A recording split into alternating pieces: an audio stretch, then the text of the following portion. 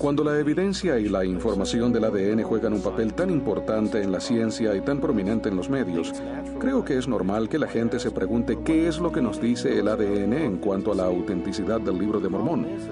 El problema es que cuando Lehi y los demás grupos colonizadores llegaron, no fue a una isla, sino a un vasto mar de distintivos genéticos. Y ellos mismos podían añadir su distintivo a ese mar gigantesco.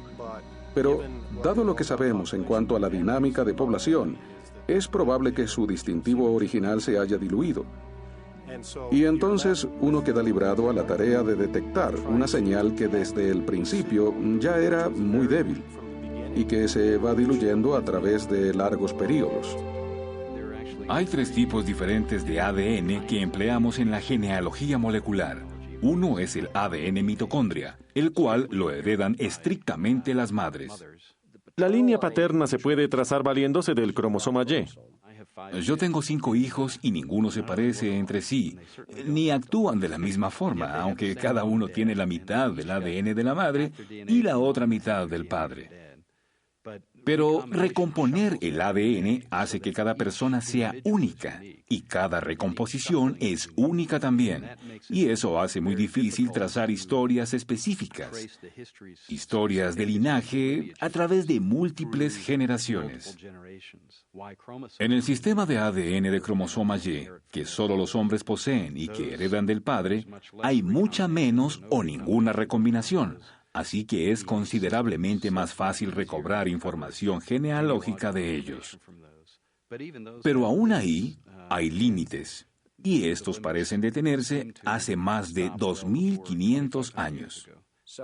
Así que resulta imposible trazar la ascendencia desde una perspectiva genética, a no ser estrictamente trazando una línea paterna o la materna. Después tenemos el ADN nuclear, el más empleado en la actualidad, y ese está todavía más sujeto a recombinaciones.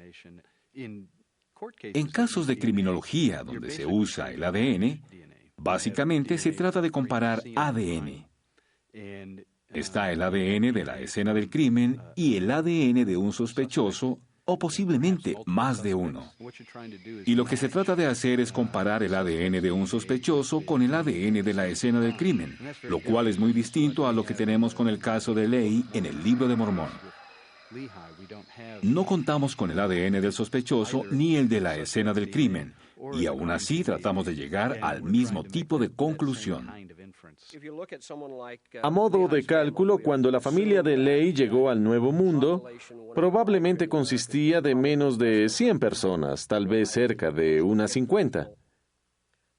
Y al insertarlos en una gran población ya existente, las probabilidades de hallar rastros de ese subgrupo van a ser muy reducidas, especialmente después de transcurridos 2000 años. Cuando ellos llegaron, había posiblemente en lo que hoy conocemos como las Américas, otras personas de origen e historial genético desconocidos. Me consta que históricamente muchos miembros de la Iglesia son de la idea de que, en esencia, todos los indígenas americanos son descendientes de la colonia original de Lehi. Pero eso ha sido solo una suposición. Nadie se sentó a hacer un cálculo de números a fin de determinar cuán improbable sería que una población tan reducida llegara a ocupar el vasto continente. ¿Cómo se llega a identificar la fuente de esa población original? No tenemos datos concretos para determinar la población del grupo de Lehi ni de las personas que ya vivían aquí, y tampoco su composición genética. Cuando tenemos una población colonizadora pequeña que se integra a una más numerosa ya existente en el lugar, se produce lo que se llama un flujo genético.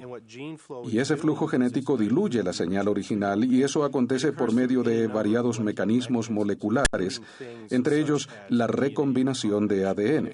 Y si se les recompone de la debida forma, se puede llegar a perder cualquier rúbrica genética que haya existido dentro de ese grupo colonizador. Y al transcurrir tanto tiempo, 2.500 años de intercambios, las probabilidades de detectar esa señal van disminuyendo con cada generación. En 2003, un grupo de la Universidad de Oxford publicó un estudio sobre genética humana centrado en una población singular como lo es la gente de Islandia.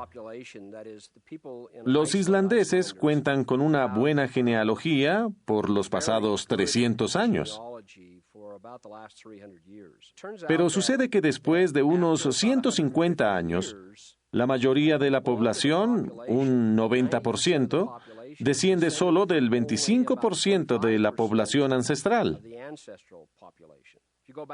Si uno se proyecta a 300 años atrás, el número de personas en la población actual al que se le puede trazar la ascendencia va decreciendo.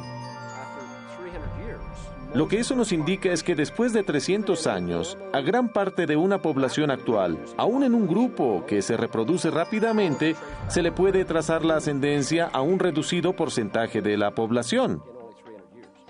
Así que cuando vemos periodos de tiempo prolongados, 1000 años, la probabilidad es muy pequeña de que en una población se halle ninguna conexión con un grupo ancestral específico. El llegar a probar la descendencia genética de una sola persona de hace apenas 1000 años es básicamente imposible. Con el paso del tiempo, especialmente el período del que estamos hablando en el Libro de Mormón, se producen mutaciones y cambios en ese ADN. Esa es la definición de evolución, el simple cambio de frecuencias en los genes de una población.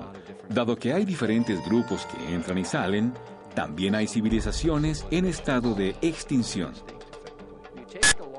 Si uno toma una población grande y por medios drásticos la reduce, el número de marcadores genéticos que emergen se ve críticamente afectado por todo el proceso.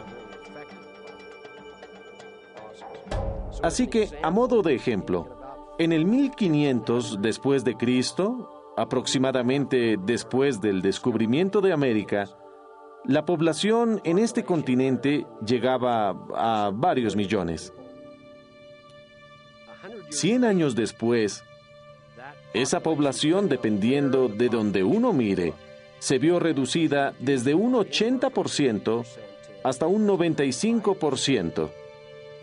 Si nos fijamos en poblaciones, digamos, en México, donde la aniquilación llega a un 95%, entonces hay una posibilidad de solo un 5% de que cualquier marcador genético anterior al 1500 todavía exista después del 1600 de cualquier sector de la población.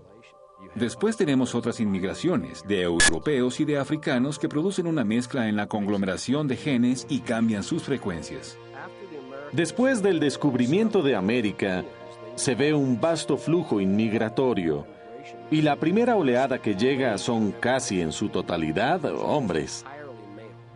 Todos estos componentes hacen que sea mucho más difícil sacar conclusiones de un hecho ocurrido hace tanto tiempo en la historia de las secuencias. Las personas que han sido críticas de la autenticidad del Libro de Mormón basándose en el ADN carecen de la capacitación necesaria en el campo específico que efectúa este tipo de investigaciones. Lo que se espera es que el ADN produzca una verdad irrefutable, pero lo concreto es que todo esto se basa en muchas conjeturas, las que sirven para resolver cierta clase de problemas. Y la historia de los linajes expuestos en el Libro de Mormón es uno de esos problemas difíciles de determinar por medio del estudio del ADN.